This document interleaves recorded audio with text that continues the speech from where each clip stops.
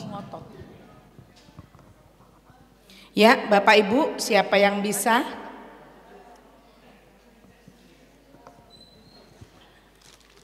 Siapa yang mau menjawab? Lah,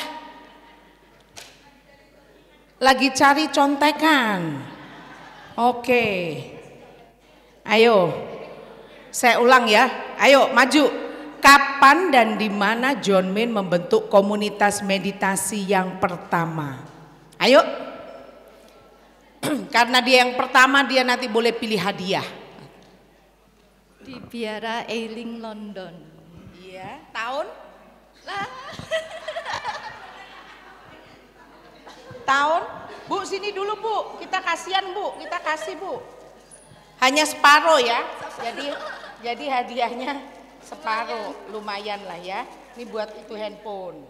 Oh Ya, iya. silahkan. Tahunnya doang, oke, bagi berdua ya. Iya, terima kasih. Oke, pertanyaan berikutnya. Buku doa singkat, doa hening diambil dari seminar John Main di mana dan kapan? Nah, ini lebih susah lagi nih. Saya kasih KPA-nya ya. Ameriki. Cluenya Ameriki, cluenya. Ayo. Buku doa singkat, doa hening diambil dari seminar John Main di mana dan kapan? Rudet Bayu tolong dikontak Romo Siriakus karena beliau yang harus mengajar sesi berikutnya. Ayo, saya udah kasih clue loh, Ameriki. Coba di situ ada Pak Kepala Sekolah, bisa ditanyakan Pak Kepala Sekolah KPA-nya. Ayo. Gak ada yang bisa? Gak ada yang bisa? Nyerah? Nyerah atau ganti soal? Ganti soal. Oke, saya skip dulu. Tapi nanti kalau ada yang bisa jawab, saya tetap kasih hadiah ya. Apa arti kata mantra dan apa fungsinya dalam meditasi? Saya kasih kerpean ya. Ini kan kata mantra yang kita gunakan adalah bahasa Sanskerta. Coba. Apa arti kata mantra dan apa fungsinya dalam meditasi? Ya, silahkan. Apa arti kata mantra? Arti kata mantra adalah datanglah Yesus, Tuhan. Terus artinya kata mantra. Oh, bukan datanglah Tuhan Yesus. Oh, fungsinya apa Bu? Fungsinya untuk bisa tidak ngelamun ke kemana-mana, jadi memusatkan konsentrasi. Oke, supaya tidak melantur atau memusatkan konsentrasi. Hadiahnya separuh ya Bu ya, karena ayo siapa arti kata mantra? Bukan maranatanya yang saya tanya, apa artinya mantra? Ya.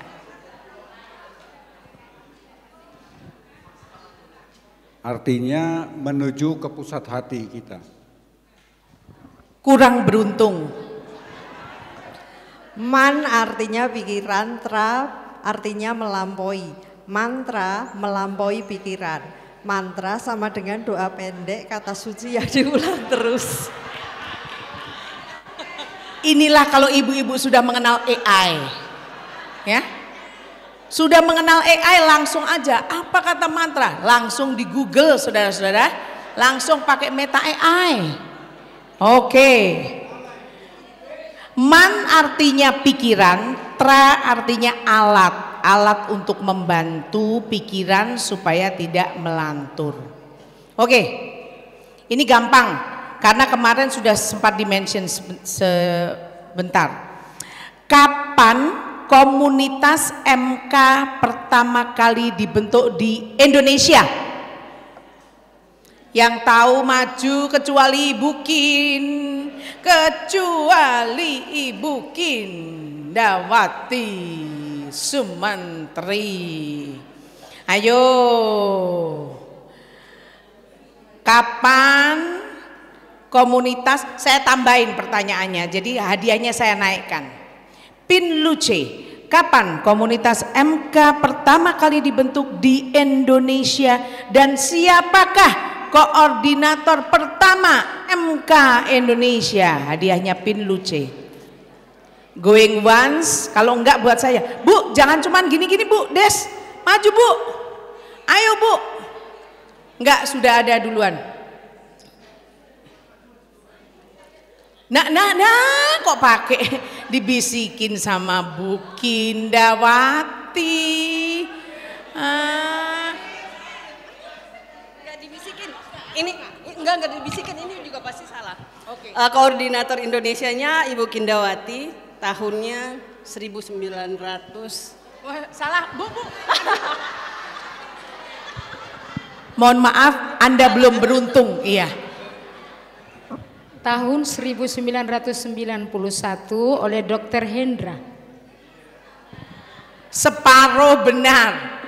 Bu, saya kasih Bu, kasihan Bu, udah maju. Nanti dipotong 2 Bu. Ayo, siapa yang tahu tahunnya? Hadiah pin nggak jadi orang gimana? Wah, ini mulai main tebak-tebakan. Sana 2004. Ada yang lain? Ada yang lain? Maju ke depan.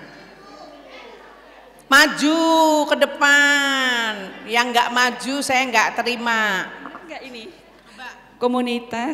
Komunitas meditasi Kristiani KMK masuk ke Indonesia pada awal tahun 2003. Betul sekali. Silakan Bu, mau pilih ini apa ini? Yang mana? Ini Luce. Ya Luce, semuanya Luce Bu. Luce sekali. Romo Siriakus belum? Sudah gimana maksudnya? Oh, ngajarnya? Materinya? Nanti aku pengantar. Oh gitu. Ditayangkan. Iya. Mau pakai penayangan atau tidak ditayangkan, Der? Satu lagi, mau ditayangkan nggak? Romo, mau ditayangkan materinya? Nah, oke. Iya, oke. Pertanyaan terakhir ya. Ini gampang pakai banget. Di manakah pusat WCCM? Kesini dong. Maju dong. Ini karena gampang saya kasih ini. Bonofuk. Namanya siapa Bu? Bonofuk. Bukan, namanya Ibu. Paulina. Dari komunitas? Cirebon. Dari komunitas Cirebon. Mohon maaf, Ibu belum beruntung. Iya. Ayo cepetan kalau mau maju. Ayo maju Nancy. Ya, kalah cepet, nangis dulu. Di Yusen. Waduh, Lusen, tetangganya itu di Swiss. Oke, satu kali lagi kesempatan. Maaf Bu, Anda belum beruntung. Nancy, sebutkan namamu. Bonfo. Udah lari, udah semangat. Tadi udah dibilang Bonfo salah. Iya. Oh, ini cowok ganteng kesayangan saya ini. Ini namanya Slamet, ganteng, orangnya baik banget. London. Kamu mau yang mana? Beda kalau sama yang ganteng ya. Makasih ya. Seger ngelihatnya ya. Oke, sudah? Sekarang mari kita mulai siapkan hati pikiran kita, fokus pada pengajaran. Tema kita Pernas di tahun ini adalah Race of Living Together yang akan dibawakan oleh Romo Siriakus. Selamat pagi semuanya. Bagaimana kabarnya hari ini? Jawabannya jangan lupa ya. Supaya saya terus pegang. Luar biasa. Kalau saya luar biasa. Harus keluar biara 3 hari depan. Baik, semua tidak seimbang? Pas.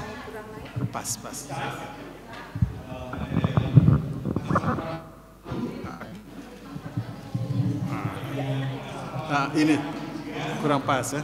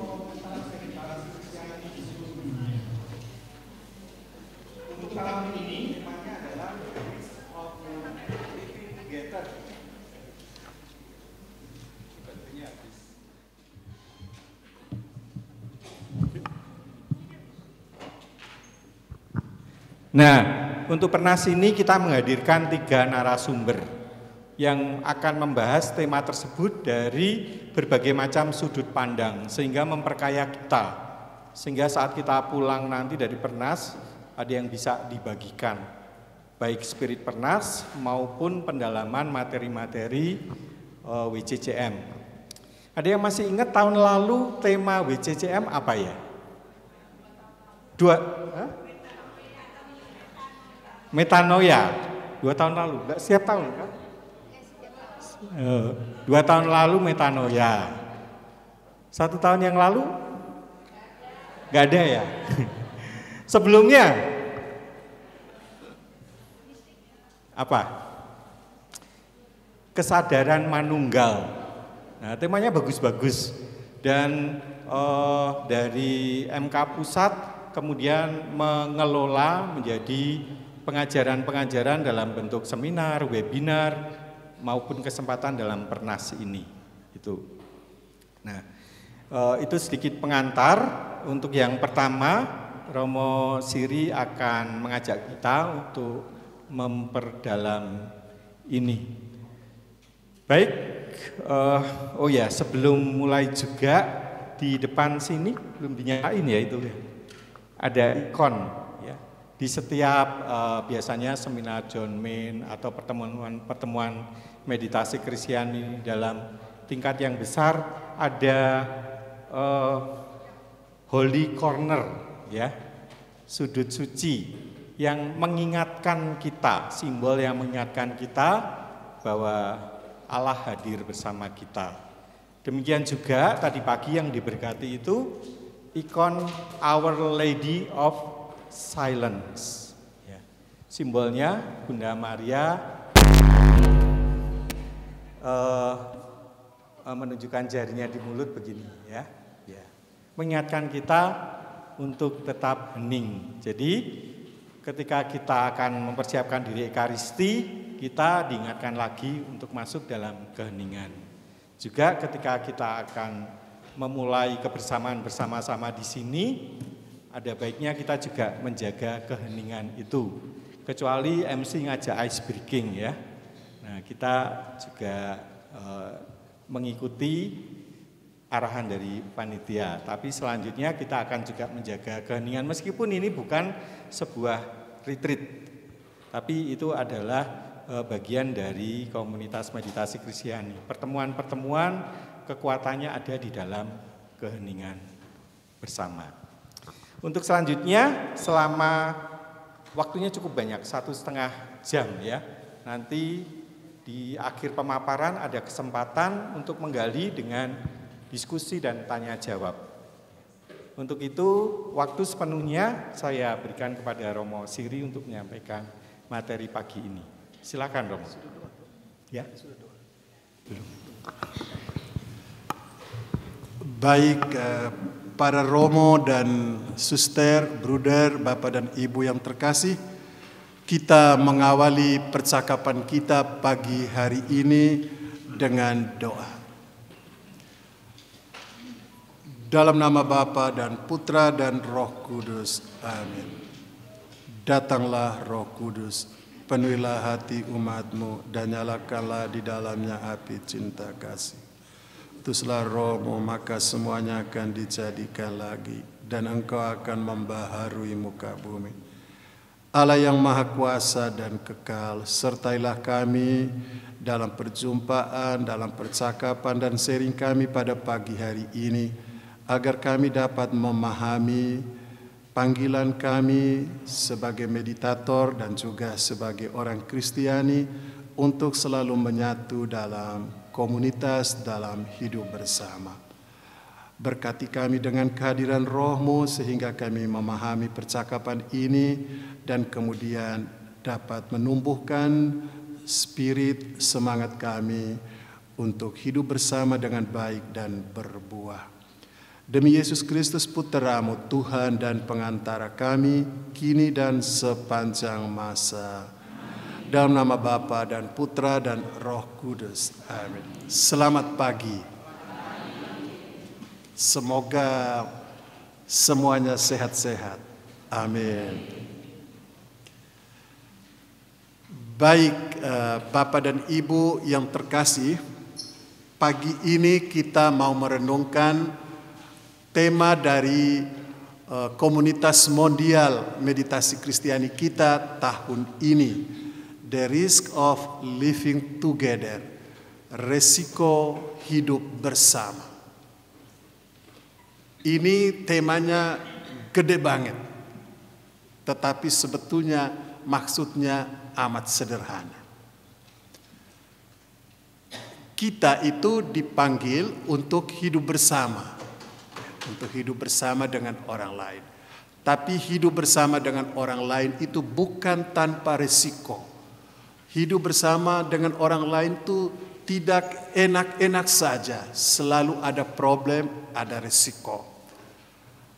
Menurut John Maid, menurut Lauren Freeman, Direktur Internasional Komunitas Meditasi ini, dia bilang risiko ini terjadi karena kita kehilangan keramahan. Dan keramahan itu terjadi karena kita punya ego. Ego atau katakan dunia yang saat ini menjadi sangat individualistik, dia menghancurkan keramahan. Yang sederhananya itu berarti menghancurkan keterbukaan kita satu sama lain. Dan ketika keterbukaan satu sama lain itu hancur, pada saat itu konflik terjadi. Jadi resiko hidup bersama adalah bahwa ada konflik. Konflik ini terjadi karena kehilangan keramahan, keterbukaan kita satu sama lain, dan keramahan ini ditimbulkan oleh ego. Dunia di mana individualisme, kecondongan orang untuk peduli hanya pada dirinya, dan dia sebut itu, Lauren Freeman sebut itu HP yang kita selalu melototin HP setiap hari itu salah satu tanda bahwa kita ini memang sangat individualistik. HP dengan kode rahasia lagi. Dan itu membuat kita semacam tertutup untuk orang lain. Akibatnya kita tahu dalam dunia semacam ini ego meningkat. Ego meningkat berarti keramahan juga akhirnya berantakan. Dan keramahan berantakan itu efeknya itu jelas. Bahwa konflik itu mulai terjadi di mana-mana. Tema yang besar itu sebetulnya cuma ini isinya. Persoalan yang ditawarkan oleh Lauren Freeman adalah kalau Anda tahu ada resiko, piye carane? Bagaimana caranya Anda menghindari resiko itu? Kalau kita tahu di depan sana ada tembok, ojo tabrak tembok itu. Jangan nabrak, hindari. Piye caranya? Bagaimana caranya menghindari tembok itu? Dia bilang, tumbuhkanlah keramahan. Bangkitkanlah keramahan. Hiduplah penuh ramah. Dan kalau Anda ramah, satu poin, dan itu dia bilang itu poin utama. Kalau Anda bisa ramah, Anda bisa menghindari konflik. Itu kurang lebih begitu. Bahan ini agak panjang, tapi singkatnya seperti itu. Nanti bisa di-copy yang saya sudah beri ke panitia. Teman-teman dari komunitas-komunitas ingin baca pelan-pelan, itu bisa mengkopinya. Pertama sekali saya ingin dalam percakapan yang tema ini, saya ingin bicara tentang bagaimana living together, bagaimana community ini terbentuk menurut John May. Ya, menurut John May, bukan menurut ahli sosiologi atau apa tidak, menurut John May. Sebenarnya tentang hal ini Bapak dan Ibu bisa baca dalam buku The Word into Silence, Jalan Menuju Keheningan, yang sudah diterjemahkan dengan terbata-bata oleh Ibu Siska dan saya. Bukan Siska dari Jogja ini yang penerjemah handal saat ini, tapi Ibu Siska dari Surabaya. Saya tidak tahu apakah Ibu Chandra atau yang lain lebih senior dari Surabaya kenal, Bruder kenal ya, Ibu Siska orang Surabaya. Awal-awal kami mulai meditasi di Surabaya. Ibu Siska ini sebenarnya bukan Ibu, Mbak Siska. Mbak Siska ini dan saya menerjemahkan buku itu terbata-bata, akhirnya selesai atas permintaan Bapak Alfian. Dalam buku Jalan Menuju Keheningan, The Word into Silence itu, pada bagian terakhir John May omong tentang living together, tentang hidup community, hidup komunitas. John May menerangkan bagaimana terbentuknya komunitas itu. Begini Bapak dan Ibu. Ada adagium peribahasa Latin kuno, itu bunyinya begini. Bonum diffusivum sivi sui. Jadi bonum diffusivum sivi sui. Artinya kebaikan itu memiliki kebutuhan inheren dalam dirinya sendiri untuk membagikan dirinya. Jadi yang namanya kebaikan, bonum, itu sebetulnya dia dari kodratnya itu selalu mau berbagi. Tidak ada yang namanya kebaikan, itu kebaikan untuk diri sendiri. Tidak ada yang namanya bonum, itu terarah kepada dirinya untuk saya sendiri. Tidak. Kebaikan itu selalu dari dirinya, dari kodratnya itu selalu terarah kepada orang lain. Yang namanya baik pasti berbagi. Dia berbagi. Dia membagikan dirinya untuk orang lain. Kebaikan tidak dapat ditahan untuk diri sendiri. Ia selalu ingin berbagi keluar. Jadi kebaikan memang tidak dapat berdiam diri untuk tidak membagikan dirinya. Sesungguhnya begitulah hakikat cinta, self-donation, memberikan diri. Dari sinilah embrio sebuah komunitas hidup bersama. Sebuah komunitas memang seharusnya lahir dari sebuah pengalaman akan cinta yang adalah Allah. Komunitas lahir dari pengalaman akan cinta, lahir dari pengalaman akan Allah. Dalam pikiran kita orang-orang meditasi ini, kalau sebut cinta, kita harus berpikir itu tujuan akhir dari perjalanan meditasi. Kita ingat Yohanes Cassianus selalu sebut, perjalanan meditasi mulai dari antusiasme. Lalu ada pengalaman acedia, malam gelap. Lalu kemudian muncul apatheia, antusiasme baru. Dan anak dari apatheia itu agape. Tentang hal ini nanti kita bicara panjang lebar di Girisonta bulan September. Tapi yang penting ialah bahwa perjalanan meditasi itu ujung-ujungnya adalah agape. Ujung-ujungnya itu agape, cinta. Jadi berarti kalau kita bermeditasi, kita berjalan menuju cinta. Dan kalau kita meraih cinta itu, mencapai cinta itu, Anda tahu Bapak dan Ibu, cinta itu tidak pernah untuk dirinya sendiri. Bonum diffusivum sivi sui. Bonum atau cinta kasih, karena bonum kebaikan itu adalah karakter dari cinta, sifat dari cinta. Kebaikan atau cinta itu selalu membagikan diri. Kalau kita berjalan dan kita sampai kepada pengalaman cinta, maka pada saat itu kita mulai berbagi. Kita saling memancarkan kebaikan, memancarkan cinta, memancarkan keramahan. Ketika masing-masing kita baku pancar, istilahnya begitu, baku pancar kebaikan, baku pancar keramahan, baku pancar cinta, cinta ketemu cinta, keramahan ketemu keramahan, terjadilah persatuan. Community terjadi karena kita saling memancarkan. Kalau saya punya pengalaman akan Allah, dan itu Allah adalah cinta, panjenengan juga punya pengalaman akan Allah, kita saling memancarkan pengalaman itu, terjadilah perjumpaan antara Allah dalam diriku dan Allah dalam diri Anda. Saya bertemu dengan Anda itu bukan saya dengan Anda, tapi Allah dalam diriku, Allah dalam diri Anda. Pertemuan Allah dengan Allah ini membentuk komunitas. Jadi living together itu lahir dari saling terpancarnya kebaikan, cinta yang ada dalam pengalaman kita. Kalau kita belum punya pengalaman itu, maka kita tidak bisa memancarkan itu ke orang lain. Komunitas mandek.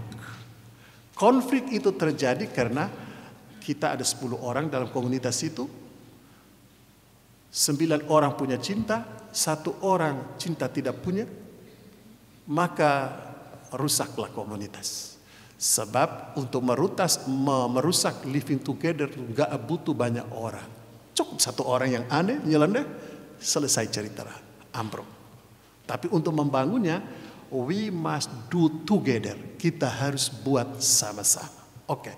Jadi lahirnya living together itu begitu. John Main bilang.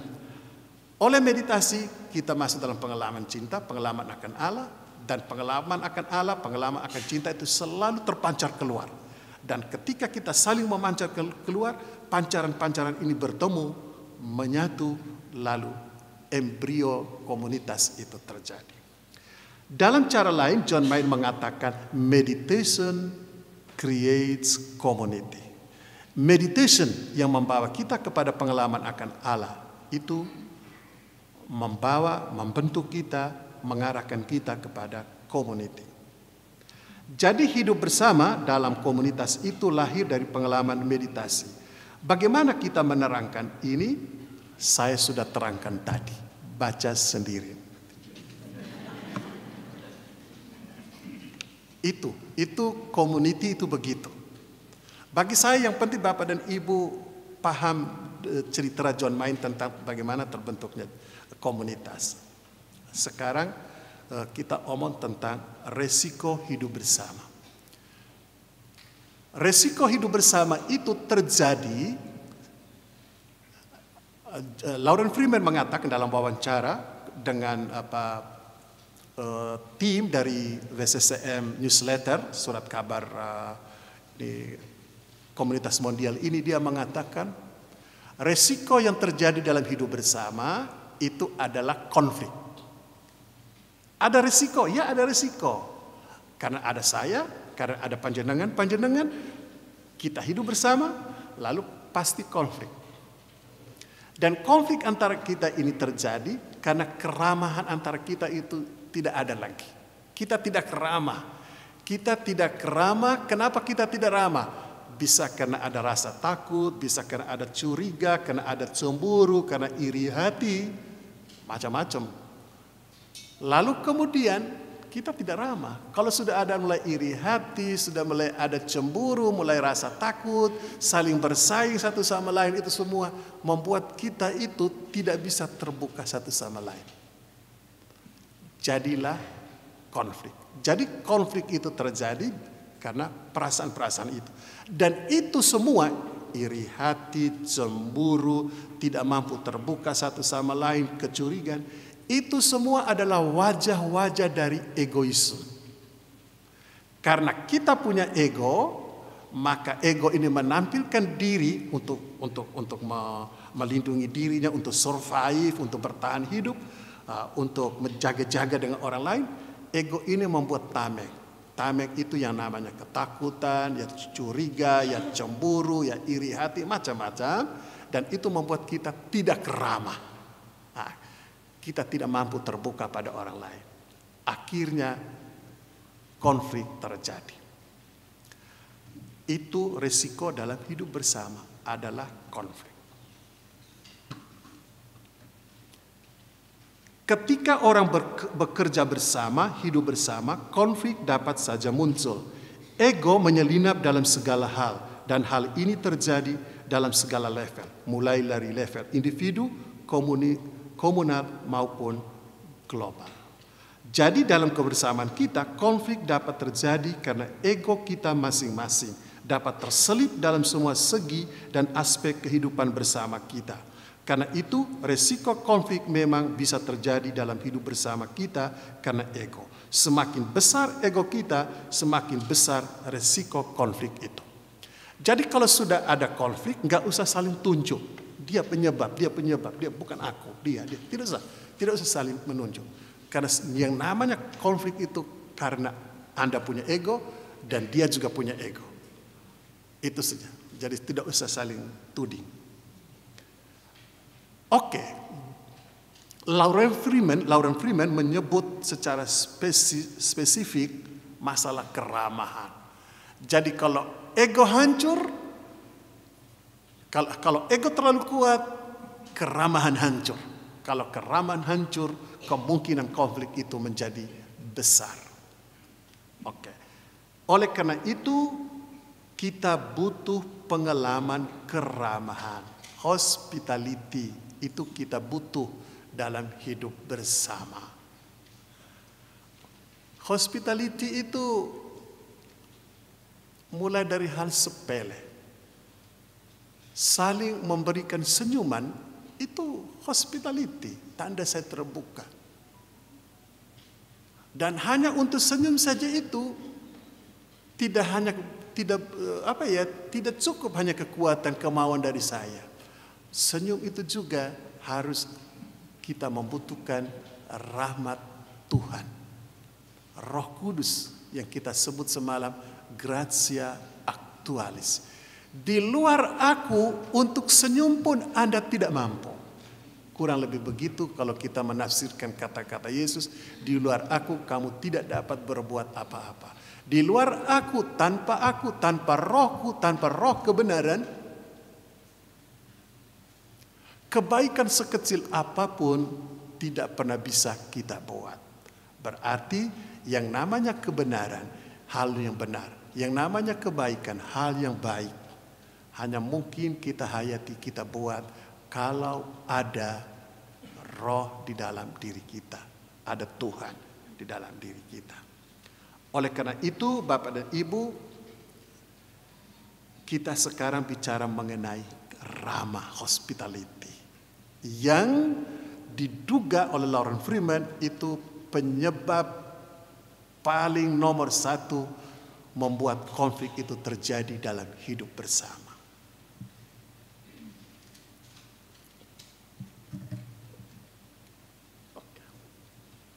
Keramahan, unsur fundamen hidup bersama.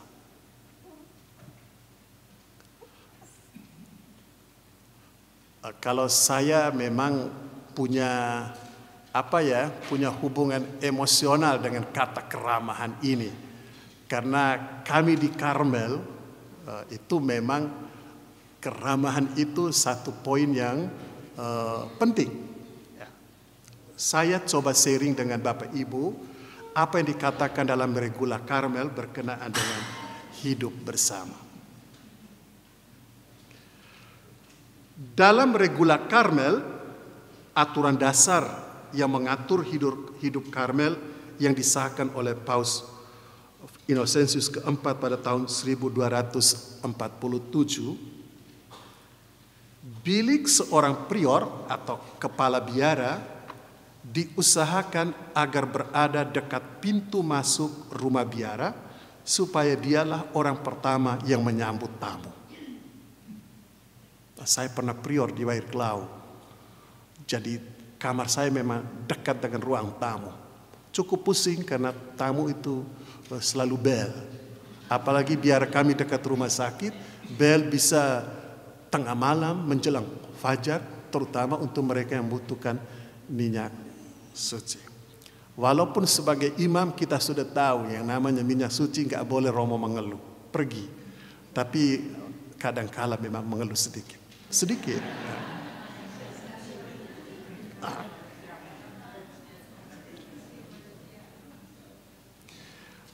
Bilik prior hendaknya berdekatan dengan pintu masuk tempat itu, agar ia lebih dahulu menemui orang-orang yang datang ke tempat itu, dan dengan demikian segala sesuatu yang perlu dikerjakan dapat dilaksanakan menurut pertimbangan dan ketentuannya. Regula Karmel pasal 9. Pasal ini mengisyaratkan sikap hospitalitas atau keramahan sebagai tuan rumah yang baik. Hospitalitas atau keramahan adalah menerima dengan sikap bersahabat dan murah hati para tamu, para peziarah, pengunjung atau orang asing yang datang.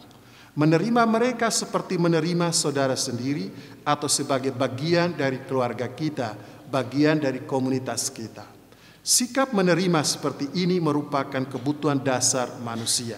Dan inilah alasan mengapa manusia membutuhkan hospitalitas, penerimaan, menerima kita sebagai saudara, anggota keluarganya dalam hidup bersama.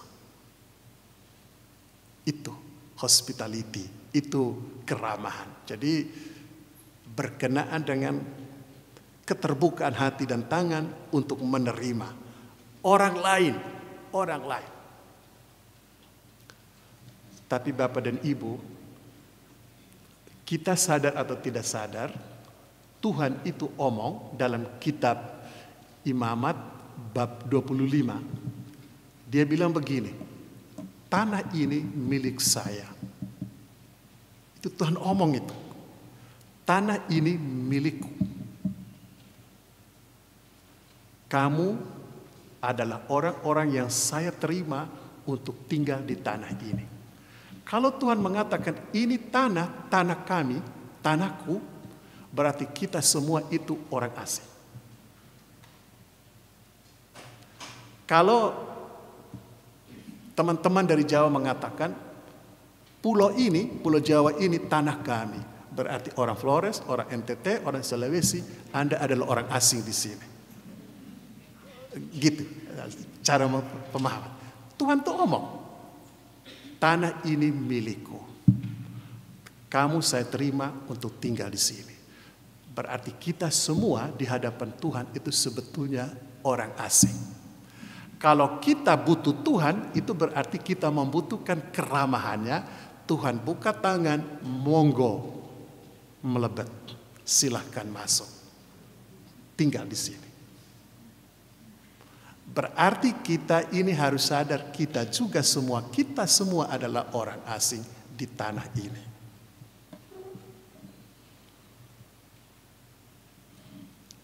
Jim Forrest, ini penulis hebat ini, seorang ortodoks. Tapi saya punya beberapa buku yang ditulis oleh dia. Dan bahkan pernah menerjemahkan satu buku karangan Jim Forrest ini. Dalam bukunya The Road to Emmaus, jalan ke Emmaus, peziarahan sebagai jalan kehidupan, dia menulis begini. Nah, ini Jim Forrest ini, dia orang Belanda. Dia menulis begini. Suatu pagi setelah sarapan, Nancy bertanya kepada saya. Nancy itu istrinya. Nancy bertanya kepada saya, apakah hal yang paling penting di dalam rumah kita? Pertama-tama saya berpikir mengenai ikon-ikon kami. Kemudian mengenai buku-buku kami. Lalu karya-karya seni yang tergantung di tembok-tembok rumah kami. Bukan itu, kata Nancy. Hal yang paling penting adalah pintu depan. Pintu depan adalah tempat di mana siapapun yang mengetuk diterima atau ditolak. Pintu depan secara langsung berhubungan dengan pengadilan terakhir.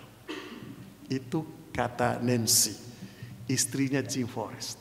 Jadi dia bilang, suatu saat saya tanya pada istriku, ini kita punya rumah baru, apa yang paling penting dalam rumah ini? Jim bilang, saya berpikir buku-buku kita, ikon-ikon kita seperti ini yang kita harus ada. Lalu istrinya bilang, tidak, bukan itu. Yang paling penting itu adalah pintu depan. Kenapa? Karena pintu depan ini adalah tempat di mana orang datang, kita terima atau kita tolak. Jadi kesimpulannya, pintu depan berhubungan dengan pengadilan terakhir. Kalau Anda menolak, Anda tahu apa yang terjadi di sana, toh? Kalau Anda menerimanya, kita juga tahu. Karena ini berkenaan dengan keramahan. Keramahan itu adalah wajah dari cinta. Jangan omong cinta kalau Anda belum ramah. Santo Yohanes dari Salib berkata, pada senja usia hidup kita, kita akan diadili berdasarkan cinta. Dalam konteks ini, kita akan bilang, pada senja usia kita, kita akan diadili berdasarkan keramahan kita. Maka pintu depan rumah amat penting. Jadi kalau Bapak Ibu bangun rumah baru, tolong jangan terlalu sempit pintunya. Sedikit diperlebar. Kalau kita memang ingin pelit dengan orang, memang buat pintu agak kecil, sempit saja. Atau yang paling baik itu tidak ada pintu depan, semuanya dari pintu samping. Itu rumah yang tanda bahwa memang itu pelit banget. Tidak ada seorang peziarah pun yang tidak setuju dengan hal ini. Karena hal tersebut sungguh penting bagi mereka. Mereka tentu merindukan itu di dalam perjalanan ziarahnya, menemukan pintu-pintu terbuka dan wajah ramah sepanjang jalan peziarahan. Kalau kita omong, kita ini peziarah harapan, kita pasti merindukan pintu yang terbuka, keramahan dari orang yang kita lewat, rumah yang kita lewati. Tetapi kebutuhan akan keramahan tidak hanya berlaku untuk peziarah yang jauh dari rumah. Masing-masing dari kita tergantung pada perhatian orang lain, secara khusus perhatian yang diberikan secara tulus, perhatian yang mengungkapkan cinta.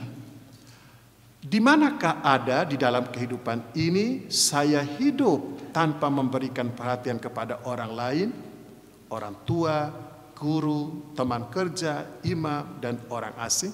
Setiap saat kita berhubungan dengan orang lain dan kita memberikan perhatian pada mereka. Di situ sekolah keramahan bertumbuh. Peziarah dalam arti orang yang melakukan perjalanan jauh dari rumahnya adalah orang asing, outsider, orang luar. Bukan sesuatu yang buruk menjadikan seorang outsider orang asing. Bukan sesuatu yang buruk menjadi seorang asing. Anda menjadi orang asing, kita menjadi orang asing, itu baik adanya, bukan buruk. Kata Yunani untuk outsider itu xenos, bukan maseno itu ya. Panitia itu maseno. Kata Yunani untuk outsider, untuk orang asing itu xenos. Dan kata ini merupakan bagian dari kata Yunani untuk keramahan, philoxenia. Jadi kalau orang Yunani bilang sebut keramahan, itu mereka sebut philoxenia. Tapi kata philoxenia, keramahan itu, di dalamnya itu terkandung kata xenos, yang artinya orang asing. Jadi keramahan untuk orang Yunani itu berarti cinta akan orang asing, orang luar, peziarah. Bagi banyak kebudayaan dan tradisi agama, keramahan adalah keutamaan. Al-Quran menyerukan kepada umat muslim untuk bersikap baik terhadap sesama yang dari keluarganya dan terhadap sesama yang adalah orang asing dan terhadap para musafir. Itu Al-Quran 4:36, itu kutipannya. Bagi orang Pashtun, itu etnis suku bagian timur dan selatan Afghanistan. Jadi Afghanistan, timur dan selatan itu didiami oleh orang-orang dari suku Pashtun. Kata melmatia, keramahan, adalah salah satu dari 10 hukum dasar yang membentuk kode etik mereka. Keramahan juga sangat bernilai dalam kitab suci agama Buddha. Dharmapada itu kompendium, kumpulan dari ajaran Buddha dalam bahasa Pali, menganjurkan hidup yang murah hati dan ramah untuk mengatasi penderitaan yang disebabkan oleh nafsu dan keserakahan. Jadi nafsu dan keserakahan itu membuat orang menderita.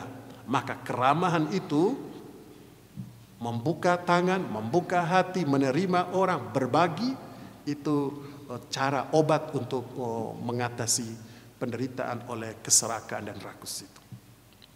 Dalam agama Hindu, Taittiriya Upanishad menganjurkan hidup berbentuk keramahan di mana tamu disambut bagaikan dewa.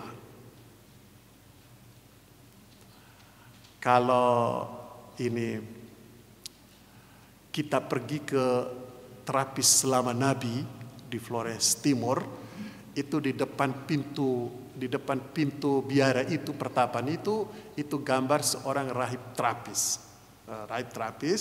Lalu di situnya ada tulisan dalam bahasa Latin. Saya lupa tulisan itu, tapi saya pernah cari tahu artinya.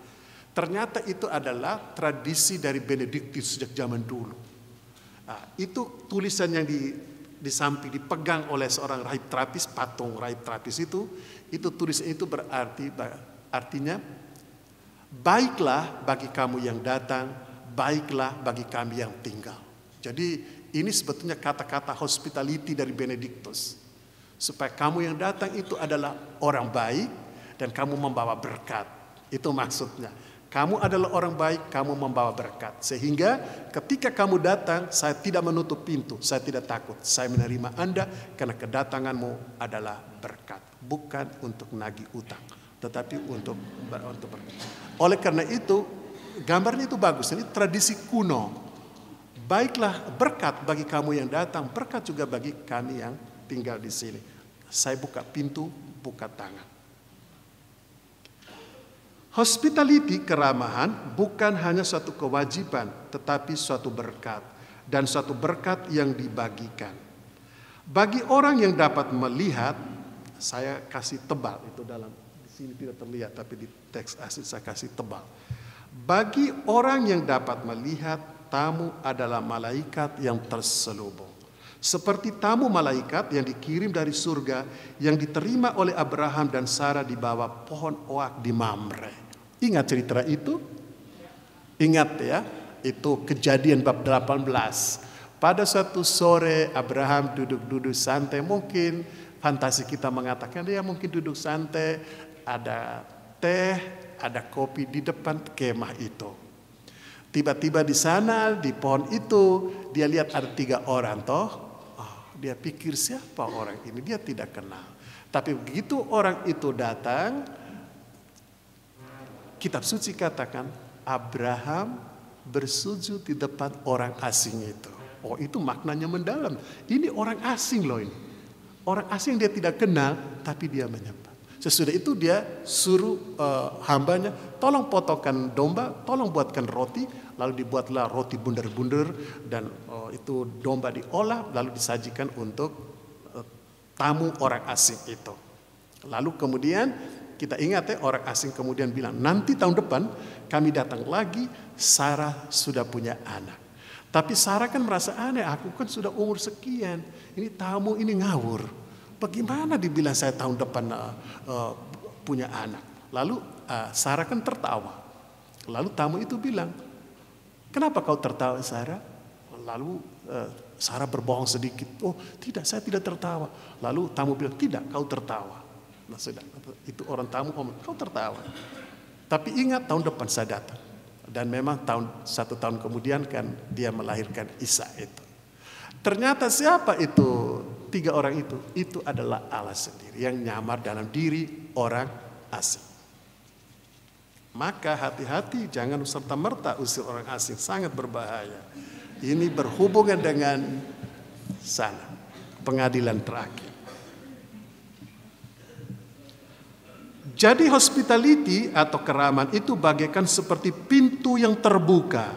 Sebagaimana pintu di mana makna dasarnya adalah terbuka dan bukan pertama-tama daun pintu untuk membuatnya tertutup. Dalam tradisi kuno ada kebiasaan dalam biara yakni kunci ditaruh di luar. Dalam bahasa Ibrani, patah yang artinya kunci itu mempunyai arti membuka dan bukan mengunci. Demikianlah juga hospitalitas adalah sikap orang yang membiarkan pintu hatinya terbuka bagi siapapun. Jadi kunci, kita bilang kunci, orang Ibrani bilang patah. Patah itu sebetulnya kalau kita bilang kunci, pikiran kita kalau kunci begini, menutup toh. Atau, tapi untuk orang Ibrani kunci, patah itu artinya membuka. Maknanya berbeda. Kalau mereka bilang kunci itu artinya membuka. Kalau mereka bilang pintu itu artinya terbuka, bukan daun pintu. Daun pintu menutup, tapi pintu itu artinya untuk membuka. Dalam tradisi Yudeo-Kristiani, keramahan adalah salah satu kebajikan Kristiani yang amat dianjurkan. Mengapa demikian? Tamu yang datang kerap kali merupakan wajah tersembunyi dari yang ilahi. Ada sebuah teks dari Perjanjian Baru yang mengingatkan kita akan pentingnya sikap terbuka atau ramah terhadap tamu yang datang. Peliharalah kasih persaudaraan. Jangan kamu lupa memberi tumpangan kepada orang. Sebab dengan berbuat demikian, beberapa orang dengan tidak diketahuinya telah menjamu malaikat-malaikat. Ibrani 13:1-2. Namun alasan teologis di balik sikap terbuka atau menerima dengan ramah terhadap tamu yang datang itu adalah kata-kata Yesus sendiri. Barang siapa menyambut kamu, ia menyambut aku. Barang siapa menyambut aku, ia menyambut dia yang mengutus aku. Kukatakan kepadamu, barang siapa memberi secangkir air kepada salah seorang anak kecil ini karena dia muridku, ia tidak akan kehilangan upahnya daripadanya. Matius 10:40-41. Kata-kata Yesus ini mengingatkan kita akan pengalaman Abraham dalam Kejadian bab 18. Tuhan hadir tersamar dalam diri tamu orang asing yang tidak dikenal. Abraham berlutut dan menyembah tamu asing misterius itu yang dirasakannya sebagai sebuah kehadiran yang sakral. Demikian kita memahami kitab suci yang akan mengajarkan kita bahwa Tuhan hadir tersamar dan misterius dalam diri sesama kita. Dan manusia akan mampu mengenali Tuhan hadir tersamar melalui sikap hospitalitasnya terhadap orang asing yang dirasakan asing. Ketika aku seorang asing, kamu memberi aku tumpangan. Demikian kata Yesus. Menerima orang asing adalah tindakan kasih yang ada pada jantung kekristenan kita. Bandingkan desakan Paus Fransiskus untuk menerima para imigran memiliki latar belakang teologis dan biblis yang sama. Ya, itu. Jadi kita harus ramah. Dengan demikian, kalau kita mulai paham nilai keramahan, kita mulai paham kita memang perlu itu untuk membangun living together, untuk hidup bersama. Kita ini tidak bisa hidup sendirian, kita harus bersama orang lain. Di dunia ini ataupun dalam perjalanan rohani kita, kita harus berjalan bersama. Tidak bisa kita pergi kepada Tuhan, yang penting aku saleh sendirian, tidak bisa. Harus bersama komunitas. Perjalanan ini adalah perjalanan bersama. Bapak dan Ibu, itu dulu ada seorang filsuf, namanya orang Prancis, saya tidak tahu menyebutnya, tapi tulisannya begini, Charles Péguy. Itu dia sastrawan, dia juga adalah, dia itu sastrawan, dia adalah juga filsuf, ahli pikir pada tahun 1800-an. Charles Péguy, itu namanya, orang hebat itu. Dia bilang begini, kalau kamu mau pergi menghadap Tuhan, jangan pergi sendiri. Ojo dewean. Jangan. Kalau kamu pergi menghadap Tuhan, jangan pergi sendiri. Kalau kamu pergi menghadap Tuhan pergi sendirian, kamu pasti akan dipermalukan oleh Tuhan dengan pertanyaan ini. Di manakah saudara adikmu Habel?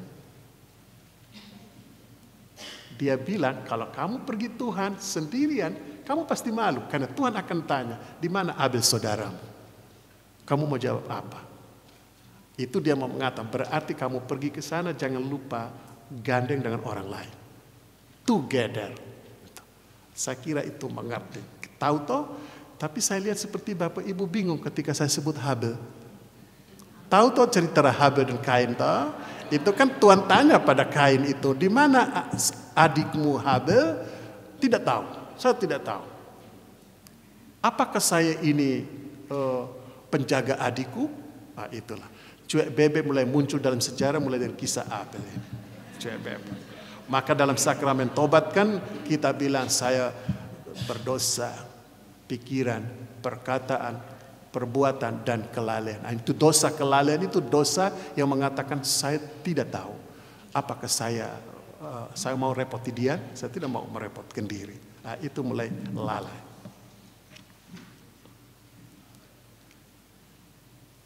Menerima tamu, pengunjung atau orang asing adalah pengalaman harian biasa kita alami.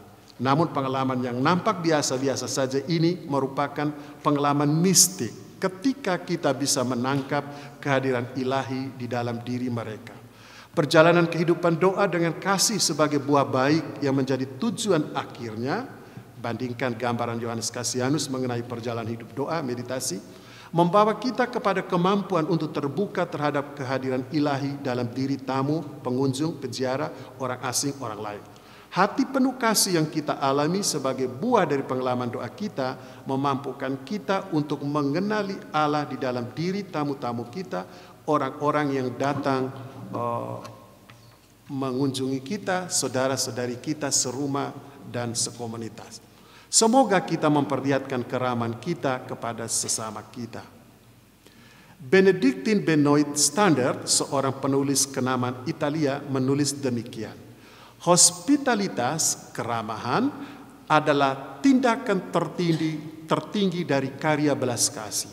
Juga jika dikatakan ada banyak karya belas kasih, di tempat yang paling dalam hanya satu, yaitu hospitalitas sakral, yang memberikan kepercayaan kepada sang tamu, pada orang asing misterius itu, pada dia yang tak kita kenal, yang adalah Tuhan sendiri. Saya pikir dan kalimat ini kita kemudian menjadi yakin amat penting kita menumbuhkan sikap keramahan. Ada perbuatan baik yang kita lakukan dalam hidup ini, ya. Tapi jangan lupa tempat yang paling tinggi dan dalam dari semua kebaikan yang bisa kita buat di dunia ini adalah tindak keramahan. Hospitalitas. Tangan terbuka. Oke. Jadi hospitalitas ini penting karena dia ini fundament untuk terbentuknya living together. Kalau hospitality ini dihancurkan oleh ego kita, maka living together kita punya resiko, yaitu konflik. Kalau Anda ingin menghindari risiko konflik dalam hidup bersama, tumbuhkan keramahan itu. Dan itu keramahan sudah saya omong panjang lebar. Pulang dari tempat ini, kita para meditator paling sedikit mulai belajar senyum. Itu harga paling murah dari keramahan. Kata Santo Fransiskus dari Assisi, kalau Anda belum bisa tersenyum, jangan keluar kamar, jangan keluar rumah. Jangan ketemu saudaramu dengan wajah cemberut, tapi dengan wajah sumringah. Oleh karena itu, cermin jangan ditaruh dekat pintu kamar mandi, tapi diletakkan dekat pintu keluar.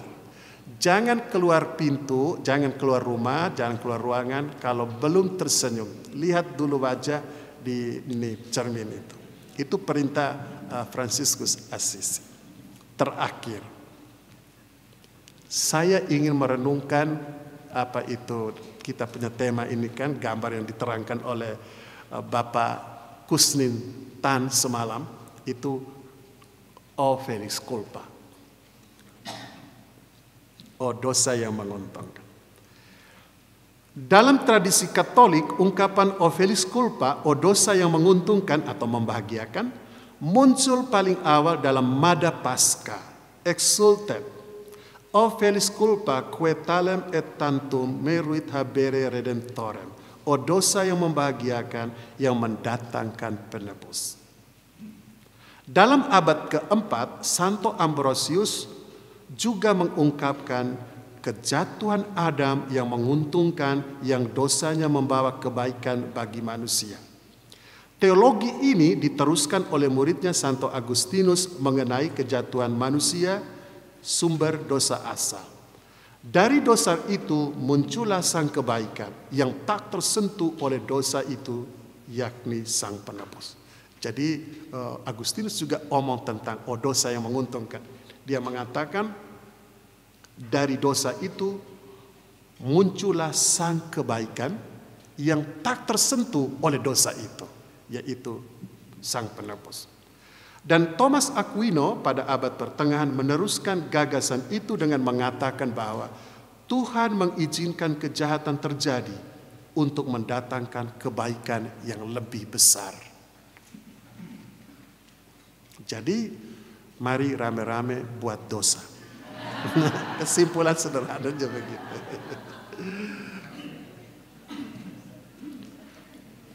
Pater Antoni Sciorra, seorang profesor teologi di College Santa Elizabeth, Morristown, New Jersey, Amerika Serikat, ketika berbicara mengenai O Felix Culpa dalam bukunya Everyday Mysticism, Cherishing the Holy, menulis demikian. Jadi mistik hidup sehari-hari, mengelus mungkin, membuai, mengelus yang kudus, menulis demikian.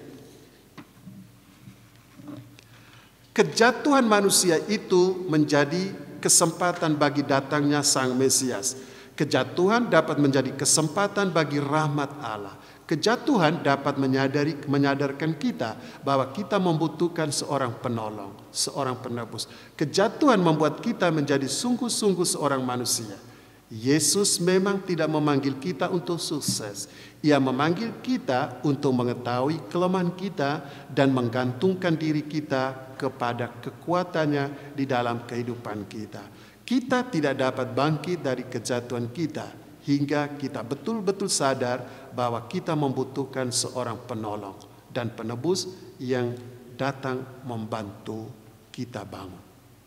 Jadi kalau kita dosa, kita jatuh, kita gagal, kita tidak berhasil, tidak usah putus asa. Kegagalan, ketidakberhasilan, sakit, jatuh, lemah, rapuh, itu adalah kesempatan untuk bertumbuh, untuk menjadi lebih baik. Itu menjadi motivator bagi kita untuk bangkit. Itu arti ungkapan itu. Dengan penandasan yang diberikan oleh Pater Sciorra di atas, kita kemudian memahami apa artinya O Felix Culpa, o dosa yang membahagiakan. Karena kita lemah, kita membutuhkan Sang Penolong. Karena kita berdosa, penebus datang untuk memanggul beban dosa kita. Jadi sebuah kejatuhan berahmat. Sebuah orang bilang grace in disguise. Ya, in disguise. Dan karena penebus datang, maka kita dibebaskan.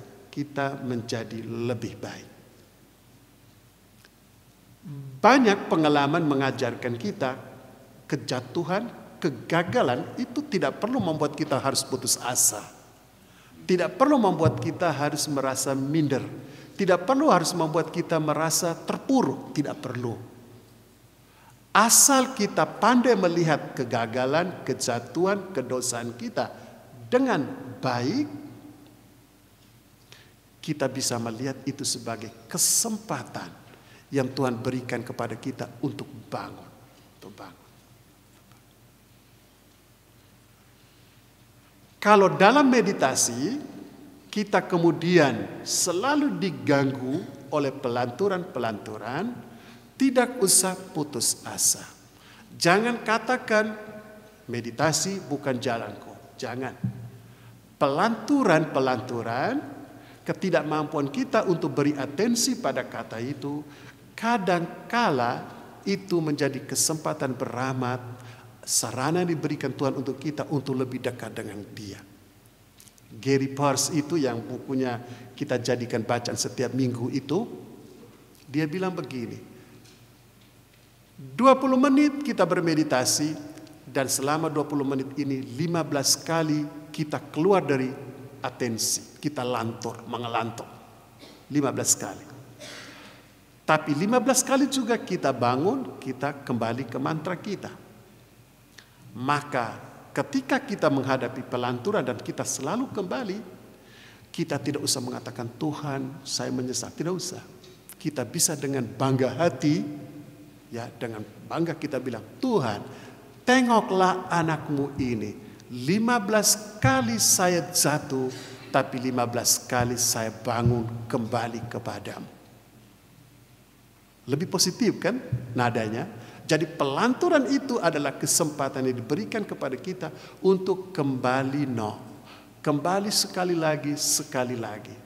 15 kali saya gagal konsentrasi, tapi 15 kali saya kembali. Tuhan akan bilang, anakku, engkau berusaha tertati-tati, tapi luar biasa, saya merangkulmu. Jadi berarti kegagalan, kejatuhan, dan dosa itu bisa menjadi sebuah felix, sesuatu yang membahagiakan. Dengan penandasan yang diberikan oleh Pater Siora di atas, kita kemudian memahami apa arti ofelis culpa, dosa yang membahagiakan.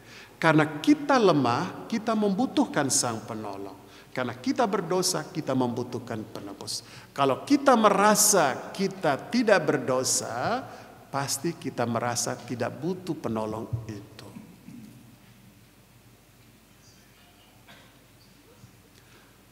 Untuk menerangkan ungkapan ofelis culpa yang lebih menyentuh kehidupan kita, Pater Siora menceritakan sebuah kisah yang kiranya membantu kita untuk memahaminya secara lebih baik. Dia bilang begini, Pater Petrus adalah seorang konfrater dan teman seangkatanku. Ia selalu sukses. Selama kami masih di seminari, ia selalu sukses dalam pelajaran. Ia juga dikenal sebagai seorang atlet dan juga yang paling tampan di kelas kami. Setelah kami ditabiskan, ia selalu dilihat sebagai mutiara di mata setiap superior kami. Ia mendapatkan banyak pekerjaan yang prestisius dan ia selalu melakukannya dengan baik. Itu Romo Petrus itu. Pandai sekali, atlet, tampan lagi. Sempurna dia, tidak ada kurang apapun. Ya, mungkin kalau dari kami 6 orang itu yang jelas bukan Romo Vincent karena tidak atletis dia. Mungkin. Oke. Tapi dia tuh pandai, tampan, atletis lagi. Nyari sempurna. Dan setelah dia ditabiskan, itu Siora bilang, setelah ditabiskan, dia juga mutiara di mata hampir semua superior. Ganti-ganti provinsial, tapi dia selalu diangkat yang paling top. Dan diberi pekerjaan, tugas semua yang prestisius. Dia berhasil, hebat. Suatu saat, dia diberi tugas untuk menjadi pembimbing para frater di biara formasi. Waktu dia masuk ke biara formasi dan tugas di situ, apa yang dia alami? Dia selalu diprotes oleh frater-frater. Dan frater-frater selalu lapor kepada superior. Ini Romo Petrus. Tidak cocok. Dia tuh lebih cocok jadi artis daripada jadi formator kami. Kurang lebih begitulah kata-kata frater. Selalu mengeluh. Akhirnya dalam pertengahan tugas dia dipindahkan ke tempat lain. Untuk Romo Petrus, orang pandai, orang yang selalu jadi mutiara itu, pengalaman ini betul-betul meruntuhkan dia. Dia kok bisa. Hampir semua orang juga tidak menduga bahwa dia ternyata justru kesandungnya itu justru di rumah formasi, pembinaan untuk para calon. Dia stres berat, depresi, dia dibantu oleh psikiater. Tapi Siora itu cerita bagus di sini. Dia bilang begini, Bapak dan Ibu. Ia merasa hancur dan akhirnya dibawa ke psikiater untuk menolongnya. Setelah beberapa tahun ia menjadi pribadi baru. Ia terlihat lebih mencintai, lebih punya perhatian pada orang lain, lebih ramah, lebih berbela rasa orang lain. Ia akhirnya lebih human, lebih manusiawi. Sebagaimana kebanyakan dari kita, dan ia lalu semakin menyadari bahwa ia lemah dan membutuhkan seorang penolong. Sehebat-hebatnya kita manusia, kita toh harus sadar kita punya titik lemah. Tidak ada yang sempurna. Kelemahan ini, kekurangan ini, kejatuhan ini, kegagalan ini dijadikan oleh Romo Petrus sebagai kesempatan untuk menjadi manusia baru. Yang dulunya karena dia bilang saya ini kan tampan, artis, semua orang kan suka nengok saya. Dan saya atletis, saya badanku bagus, dan saya pandai. Jadi dia suka cuek-cuek dengan orang. Lewat. Pokoknya yang namanya ramah itu tidak akan. Mana mau dia tegur orang. Oh, aku kan orang yang hebat. Tidak. Tuhan beri satu batu. Dia kesadu. Setelah dia jatuh baru dia tengok bersadar. Oh, aku butuh orang lain.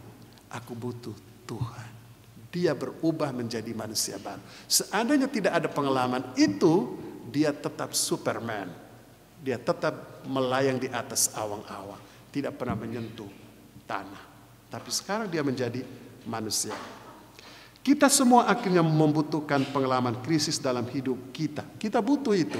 Jadi kadangkala jangan hanya doa untuk berhasil. Tuhan beri kami krisis. Penderitaan oleh krisis barangkali memberikan kita motivasi untuk berubah menjadi lebih baik. Yesus sendiri berkata, barang siapa yang kehilangan nyawanya karena aku, ia menyelamatkannya. Dengan demikian, kejatuhan menjadi momen kebangkitan. Dosa menjadi sarana untuk berubah dan berpaling kepada Allah. Dalam kata-kata Santo Paulus, kalau aku lemah, aku kuat. Ini kurang lebih refleksi mengenai O Felix Culpa. Terakhir mengenai sumbangan komunitas kontemplatif. Sederhananya begini. Kita ini kan orang kontemplatif, pelaku doa kontemplatif, kita menjadi orang kontemplatif, coba hidup dan kontemplatif.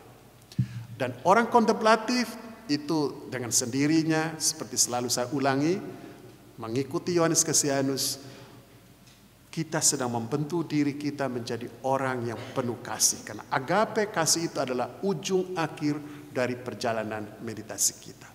Dan kalau kita memang betul-betul orang penuh kasih, aura kasih itu tampak dalam wajah kita, dalam hati kita, dalam hidup kita,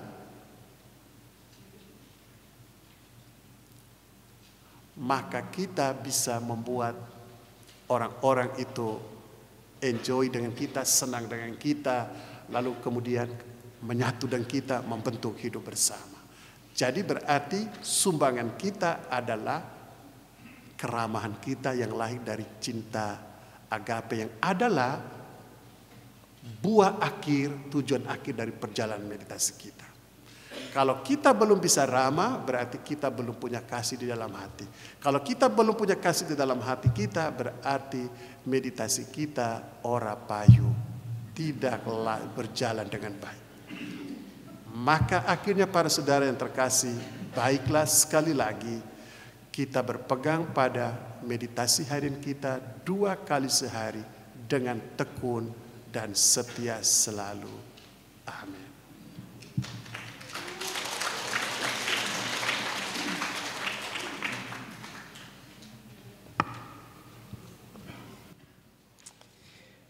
Terima kasih Romo Siri, tapi tepukannya kurang meriah ya.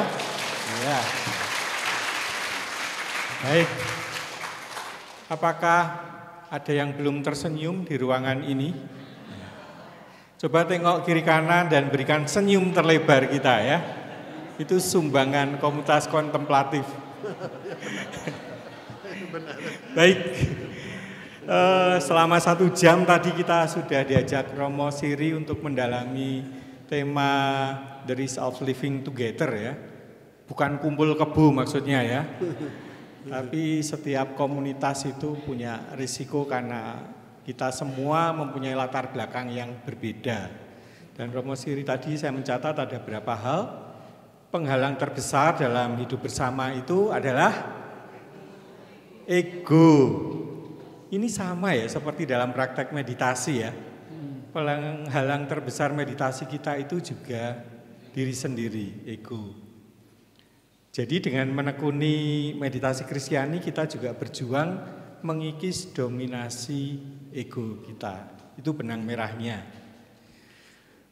Kemudian tadi dari Father Lawrence Freeman, meditation creates community. Jadi komunitas terbentuk dari pribadi-pribadi yang ingin membagikan pengalaman kasih dan ingin mengalami kasih. Karena Tuhan adalah kasih itu sendiri. Dan Romo Siri sudah mengajak kita untuk memahami nilai keramahan yang tadi dilihat dari berbagai macam tradisi, dari macam-macam sisi teologis maupun biblis. Dan tadi ada satu kata yang baru buat saya, baku pancar. Ya. Ini flores sekali Romo ya. Di sana ada baku peluk ya. Flores banget.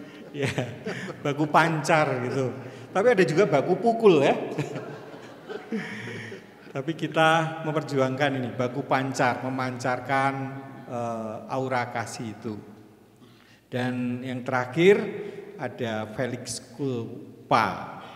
Justru dalam kelemahanlah kuasa Tuhan itu sempurna. Dan sumbangan kita, komunitas kontemplatif ini adalah hospitalitas. Dimanapun kita tinggal, kita akan memperjuangkan keramahan itu. Gitu. Karena akhir dari meditasi adalah agape. Itu beberapa poin yang bisa menjadi bekal kita. Sekarang kita masih punya waktu 20 menit. Silakan bagi yang mau bertanya langsung kepada Romo Siri. Sudah ada 2 penanya ini. Ini habis baterai. Cek.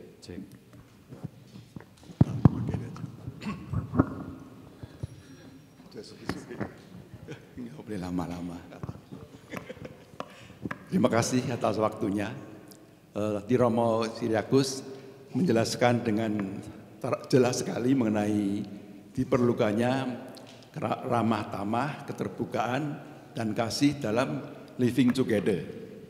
Terima kasih Romo. Tapi akhir-akhir ini saya mengamati satu fenomena sosial yang dalam kaitannya dengan living together yang cukup menggelisahkan Romo. Kalau Romo kan mengatakan bahwa kita mesti ramah dan terbuka. Tapi pada saat ini saya amatin kita tuh justru takut kepada orang lain Romo.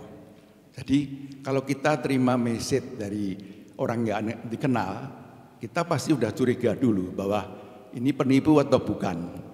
Kalau menerima message itu ya. Dan juga kalau bertemu dengan orang itu juga udah mulai ada kesan berjaga-jaga. Misalnya kita kalau sedang keluar dari bank gitu ya, ada orang datang nggak dikenal, menegur, itu kita udah curiga dulu Romo. Jadi itu fenomena yang saya amati saat ini. Jadi apakah kita nanti dengan ramah tamah dan keterbukaan kita itu malah menimbulkan resiko untuk kita sendiri, itu satu. Lalu yang mengenai kasih Romo.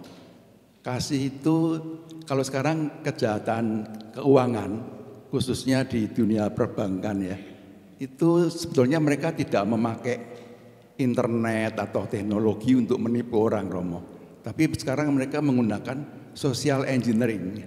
Nah itu khususnya dalam hal kasih itu Romo. Karena mereka memakai 2 hal.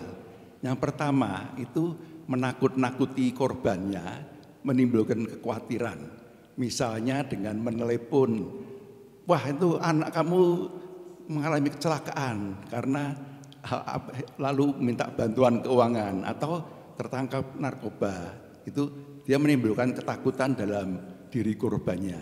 Tapi yang lebih menakutkan itu yang sehubungan dengan tema hari ini yaitu kasih Romo. Itu kadang-kadang kita tuh dibuat untuk kasihan kepada orang yang mau menipu itu. Jadi dia justru menggunakan perasaan kasih kita. Jadi saya khawatirnya malah banyak orang Kristen yang nanti banyak tertipu Romo. Itu aja Romo. Mungkin saya ingin komentar dari Romo mengenai hal ini. Terima kasih. Terima kasih Bapak Edi.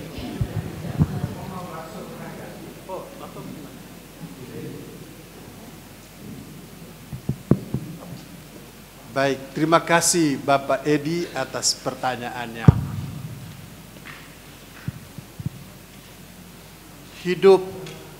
Hidup orang Kristiani itu, kita ini hidup, hidup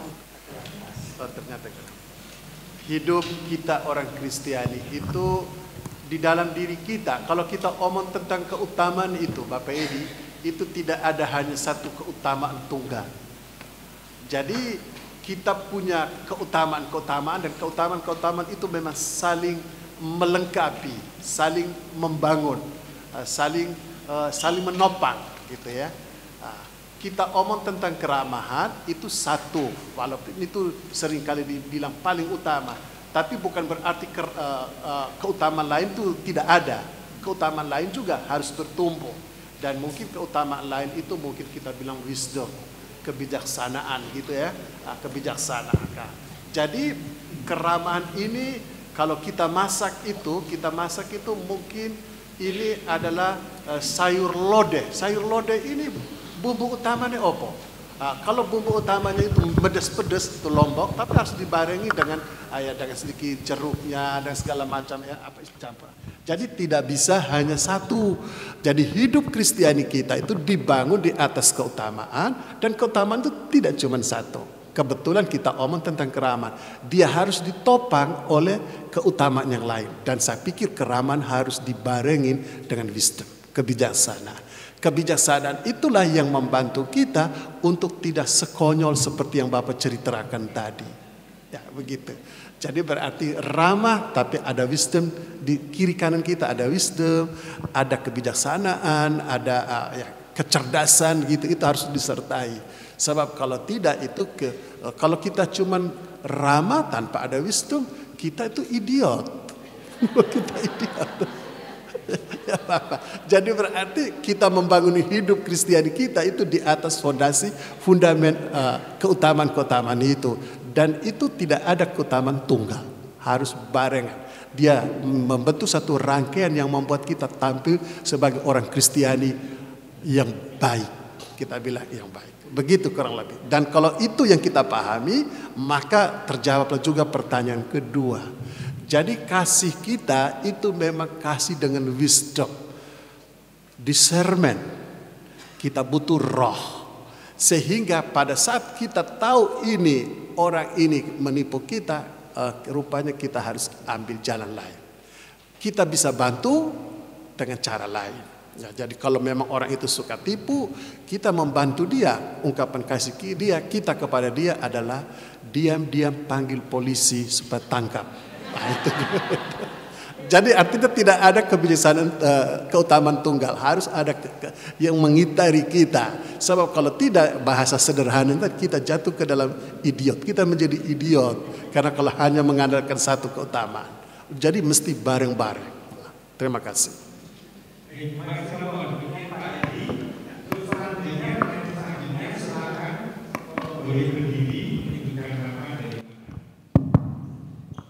Terima kasih Romo Siriakus yang telah memberikan pencerahan luar biasa dalam kaitannya hidup bersama ini. Jadi ini mereconfirm daripada apa yang saya yakini. Saya itu Santo Idola, nama saya Nano Sungkono dari Paroki Pamulang Barnabas. Saya ikut komunitas di Pamulang Barnabas dan komunitas di Santo Stefanus sebelum waktu itu Barnabas ada, dan juga saya ikut komunitasnya Romo Sirih di Mater Scapularis. Makasih. Ya. Jadi ini mereconfirm daripada apa yang saya yakini, Romo. Ya. Pertanyaannya adalah, saya perlu konfirmasi dari Romo berkaitan dengan apa yang saya yakini.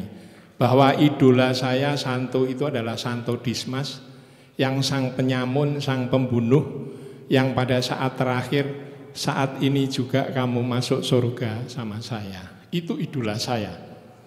Kedua adalah idola saya adalah si bungsu yang brengsek, yang bajingan, akhirnya bangkit untuk akhirnya dia kembali ke Bapa. Dan itu adalah idola saya karena kehidupannya adalah mirip dengan saya sebagai preman. Jadi itu yang saya perlu konfirmasi kepada Romo Sirih, apakah yang saya yakini ini sudah benar. Kalau lihat Ovelik daripada Kulwa tadi kayaknya kok ya oke juga, karena memang ya termasuk pendosa berat tapi berusaha untuk bangkit. Terima kasih Romo Sirih atas pencerahannya. Ya. Terima kasih Bapak Sungkono. Memang Bapak Sungkono ini mantan preman Jakarta itu ya. Lalu bertobat dan jadi meditator. Kami sering ketemu dalam meditasi bersama online. Ya. Saya kira benar Bapak punya keyakinan. Artinya begini ya. Saya memang jatuh. Saya memang pernah hidup buruk. Tapi sekarang saya sadar, saya ingin hidup lebih baik.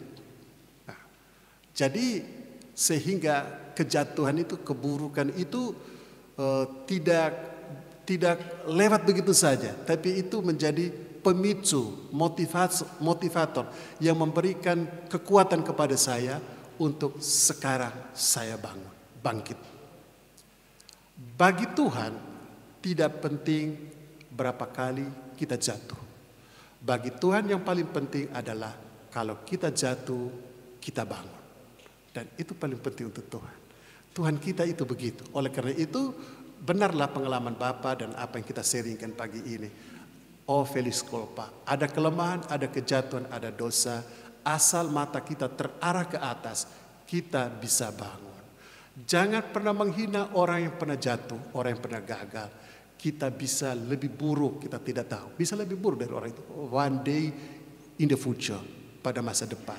Tapi kalau kita bisa memaknai kejatuhan, kedosaan, kegagalan kita dengan baik, ini menjadi kesempatan yang paling baik untuk menjadi lebih bertumbuh dalam hidup ini. Begitu ya, Bapak Sungkono. Terima kasih.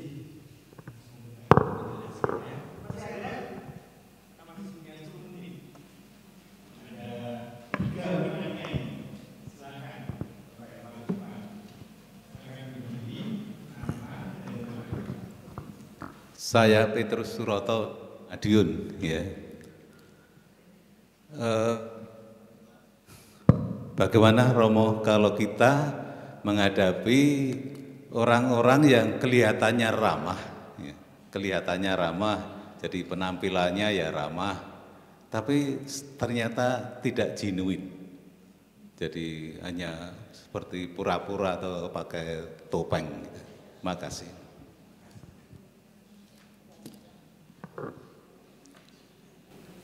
Ya, itu namanya tidak sungguh-sungguh ramah.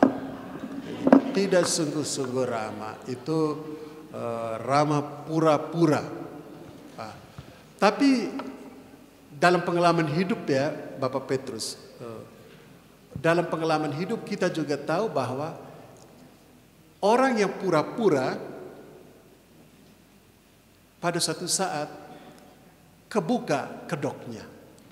Pasti akan mungkin ada hal kecil, sekecil apapun yang bisa membuat ketok asline pun ketok asline pun terbuka, kelihatan aslinya. Nah, jadi oke, kita bisa berhadapan dengan orang yang pura-pura ramah tapi bisa dengan maksud lain. Ya, bisa dengan maksud lain. Tapi yang namanya kepura-puraan suatu saat pasti akan ketahuan. Tidak pernah orang yang bertahan ramah pura-pura itu lama. Pasti suatu saat kita percaya itu. Dan itu pertama. Yang kedua, mungkin kalau kita bilang lah ya, kita para meditator dengan keheningan batin kita, dengan apa yang orang sebut dengan intuisi kita, kita bisa lebih mudah untuk terhindar dari kepura-puraan, kepalsuan. Karena kita punya intuisi, kita bisa rasa-rasanya ini tidak benar. Rasa-rasanya ini ada kepura-puraan. Rasa-rasanya ini tidak baik. Kita bisa rasa, itu namanya intuisi. Meditasi, keheningan yang kita punya itu membantu kita juga untuk punya intuisi, untuk punya feeling yang dalam tentang untuk menangkap kepura-puraan itu. Begitu ya Bapak ya. Terima kasih. Terima kasih Romo. Silakan pertanyaan berikutnya berdiri.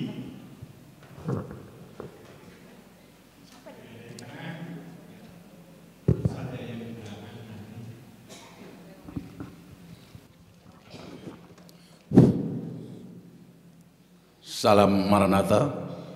Saya Agus Mboi dari Keuskupan Agung Gubang.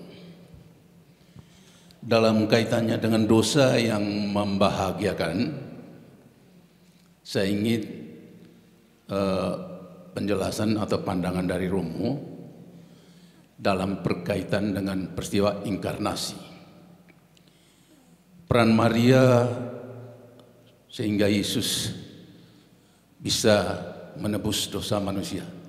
Lalu bagaimana peran Yudas Iskariot dan peran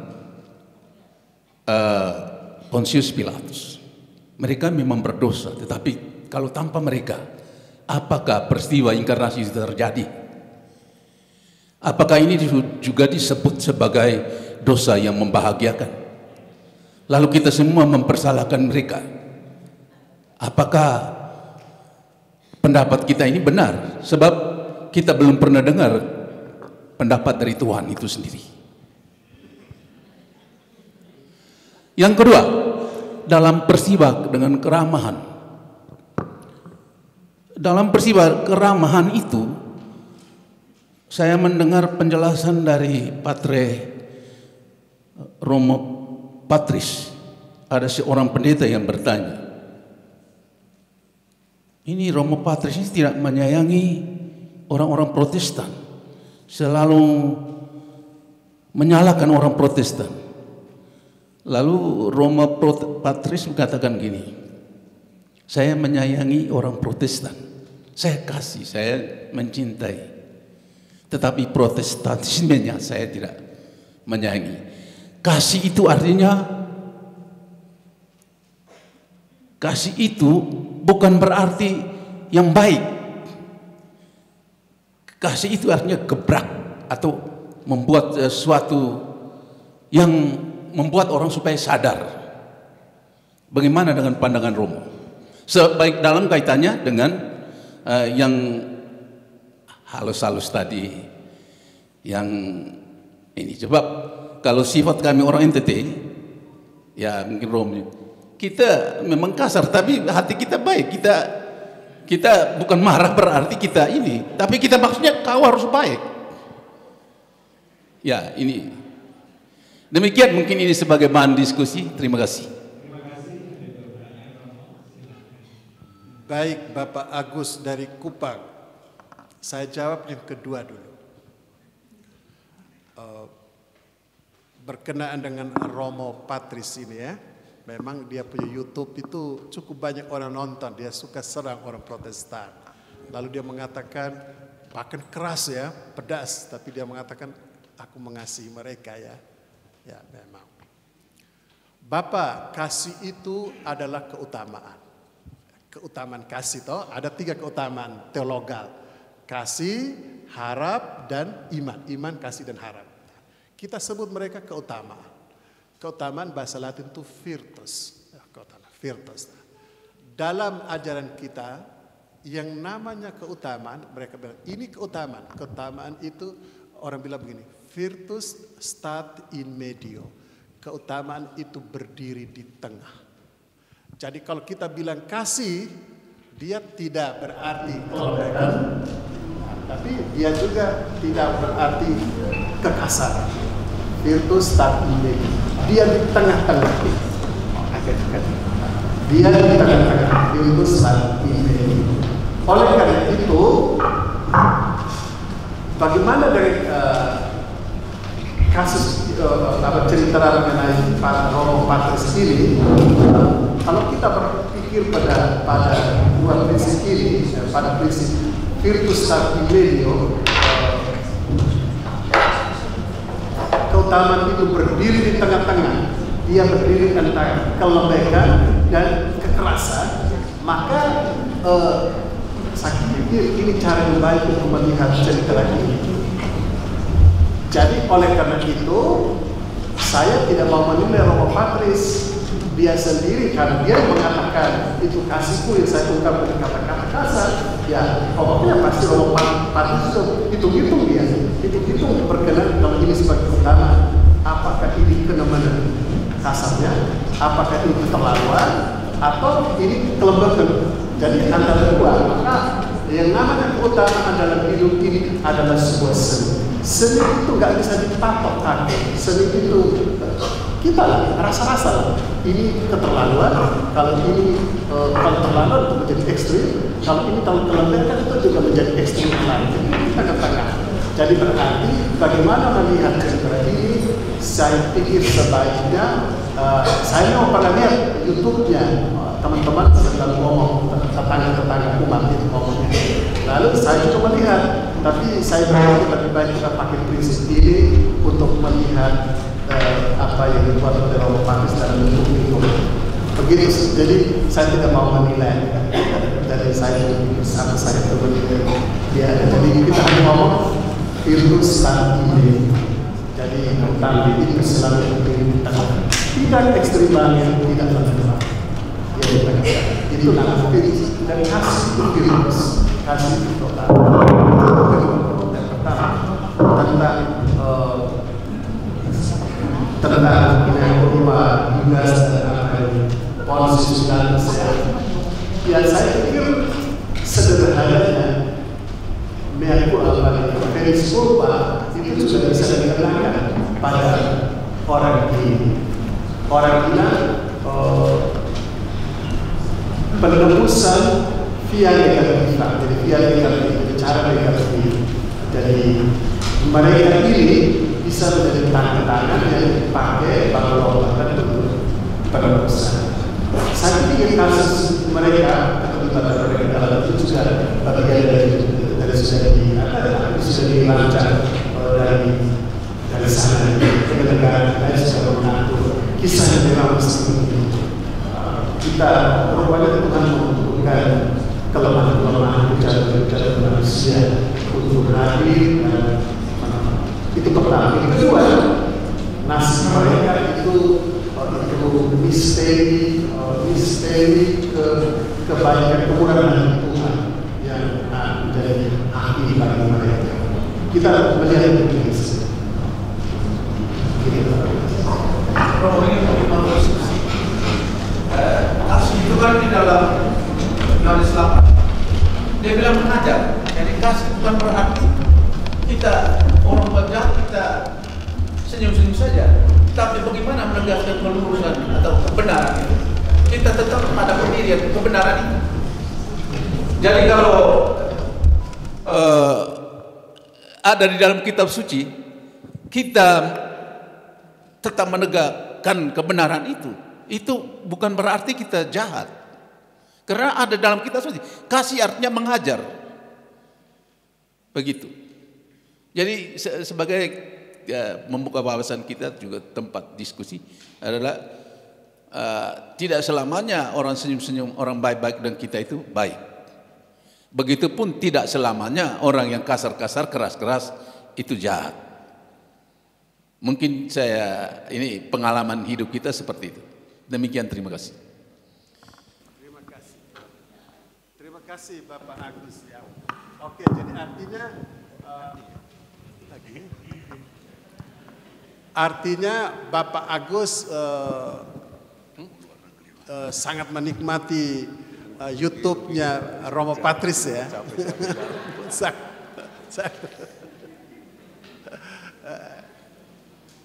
Tapi begini, kami dulu waktu sekolah itu diberi nasihat bagus oleh pengajar kitab suci kami, Monsinyur Pidiarto. Berhubungan dengan apa yang kita perbincangkan ini. Dia hanya mengatakan begini, dia menulis 3 jilid mempertanggungjawabkan iman Katolik. Sama apa yang dibuat oleh Romo Patris. Buku bagus 3. Bapak kalau pesan di Dioma mempertanggungjawabkan iman Katolik. Dia bilang begini, ini bukan zaman apologia dulu, zaman untuk bela iman. Dia bilang tidak, tapi kita cuma mempertanggungjawabkan iman kita saja. Seandainya ada orang yang bertanya, kita menerangkan. Nah, kalau saya sudah omong begini, rasa-rasanya nggak sampai hati untuk omong lebih lanjut tentang kasus YouTube itu. Kita nilai sendiri saja, begitu.